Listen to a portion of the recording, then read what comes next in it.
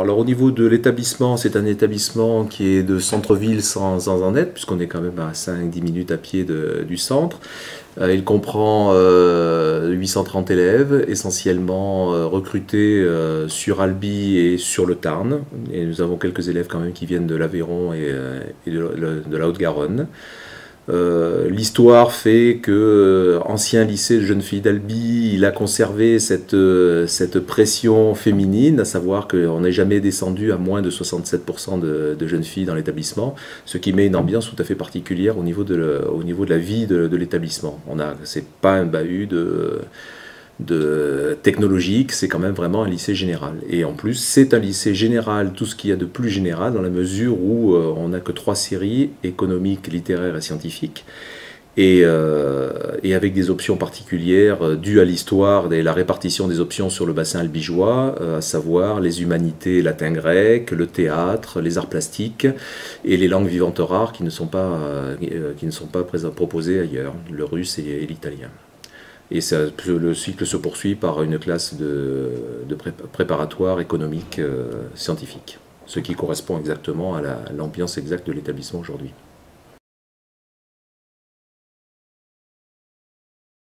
Quand les TPE sont apparus il y a 7-8 ans, on a eu, comme dans tous les lycées, une levée de bouclier très très forte par rapport à ce nouvel enseignement qui était nouveau, qui a créé quelques réticences parce que se substituant malgré tout à des horaires déjà existants, donc les profs perdaient quand même dans chaque matière un petit horaire au niveau de la terminale à l'époque et de la première qui était en préparation. Et malgré tout, les enseignants, parce que c'est leur habitude et leur mode de fonctionnement ici, après avoir râlé, se sont mis réellement à voir ce qu'on pouvait tirer des TPE. Et il se trouve qu'ils s'en sont tellement bien emparés que les TPE sont devenus une action évidente maintenant au niveau de leur action, de leur enseignement. Et à tel point qu'ils ont été très déçus quand les TPE ont disparu des terminales, parce qu'il y avait un continuum première terminale qui était très intéressant pour eux dans toutes les matières. C'était vraiment devenu un complément à l'enseignement. Et donc la déception, c'était avec les réductions de moyens sur la disparition en terminale.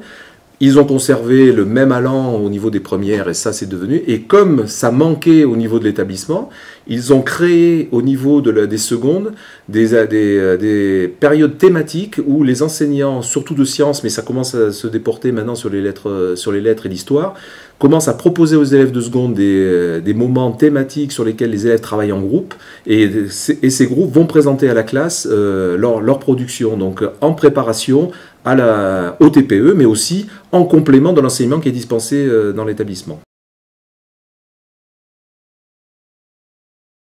D'autre part, nous avons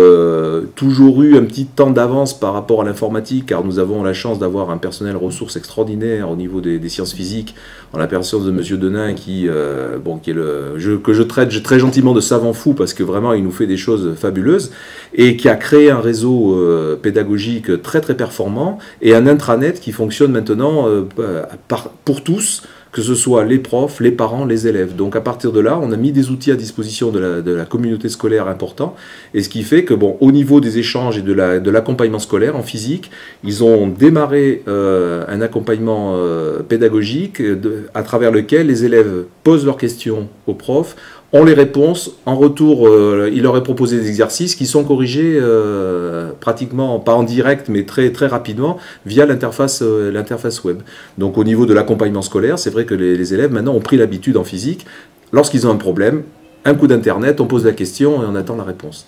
On a eu la chance de négocier avec les services du rectorat qui, là, il faut le reconnaître, nous ont largement accompagnés en nous mettant un enseignant TZR qui n'avait pas d'affectation à disposition et en faisant en sorte, à notre demande, qu'elle soit la dernière prise pour aller faire un remplacement dans le pôle sciences physiques. Pour l'instant, ça marche très bien et finalement, elle est là, elle suit par Internet et elle accompagne les élèves en direct lorsqu'elle met des cours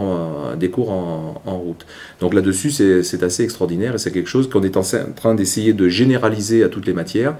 ça demande un investissement quand même aux enseignants qui est important, ça il faut le reconnaître, et pour l'instant c'est pas trop pris en compte au niveau de leur accompagnement. Donc c'est là où je pense peut-être qu'à mon niveau, chef d'établissement, en tout cas personnel de direction, c'est là qu'il faut qu'on arrive à récupérer quelques subsides pour arriver à les accompagner parce que le travail est intéressant. On a également aussi une action en direction de l'écologie et de l'agenda 21, puisque depuis 3 ans, le lycée s'est positionné avec